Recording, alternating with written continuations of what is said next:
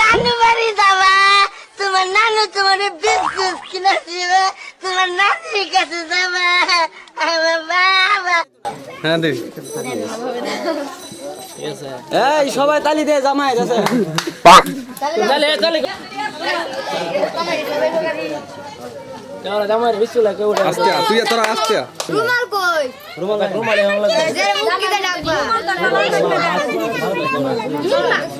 আচ্ছা মই লাগে এই রোজা রুট খারাপ। ওয়াও।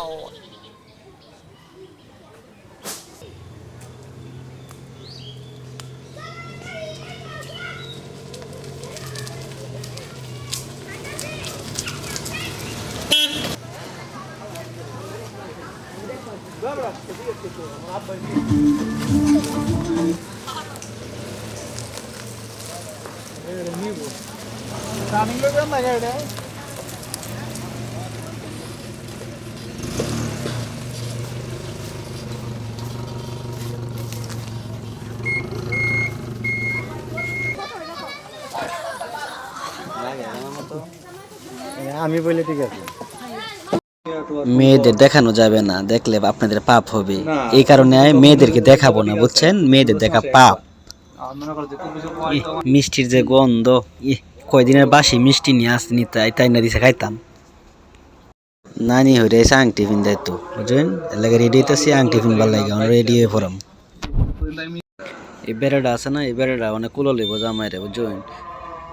এই যে আংটি পিন দিতেছে বেড়া, এই বেড়াটা আংটিটা পিন দেয় আদরটা কই রেয়া পরে মনে হয় যে জামাইটারে ঠাস কইরা কুলো লইয়া লাইব, অক্ষর কুলো লইয়া যাইব গা। আর জামাই যে ওজন, মুরগির ওজন এর চেয়ে বেশি, কুলো লইতো না, তে কি করতো?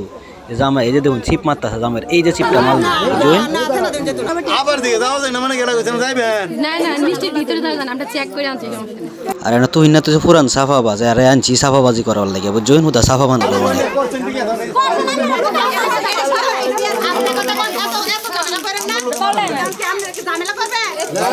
আমার মামি শাশুড়ি কইতে সামনে কি ঝামেলা করবেন? এখানে ঝামেলার কি হইলো?